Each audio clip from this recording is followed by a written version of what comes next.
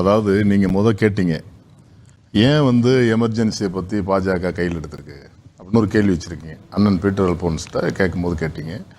அடுத்து காங்கிரஸ் ஆட்சியில் 10 வருஷம் இருந்தாங்கல்ல, அப்போல்லாம் நீங்கள் இதை பற்றி பொதுப்பட்டியல் மாநில பட்டியலை பற்றி கல்வியை பற்றி நீங்கள் ஒன்றும் சொல்லலையே அப்படின்னு ஒரு 2 கேள்வி கேட்டிருக்கீங்க. அதுக்கு நான் பதில் சொல்ல கடமைப்பட்டிருக்கேன்.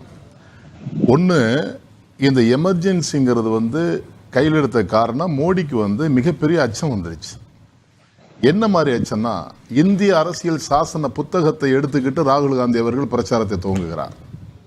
அயோத்தியில் போட்டியிட்ட பாஜக வேட்பாளர் 400 இடங்களில் வெற்றி பெற்றால்தான் இந்திய அரசியல் சாசனத்தை மாற்ற முடியும் என்று சொல்கிறார்.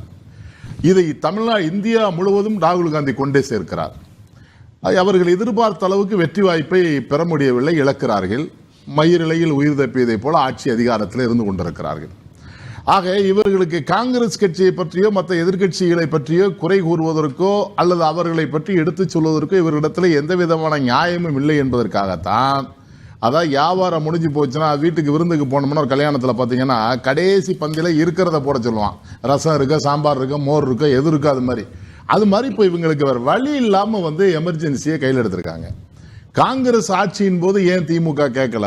நீங்க கூட்டணி தானே இருந்தீங்க. 2014 வரைக்கும் ஏன் கேட்கல?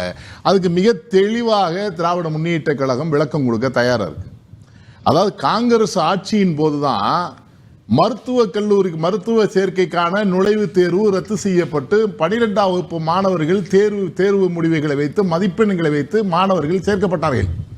காங்கிரஸ் ஆட்சியிலே தான் பொறியியல் கல்லூரியுடைய நுழைவுத் தேர்வு ரத்து செய்யப்பட்டு மாணவர்கள் சேர்க்கை செய்யப்பட்டார்கள்.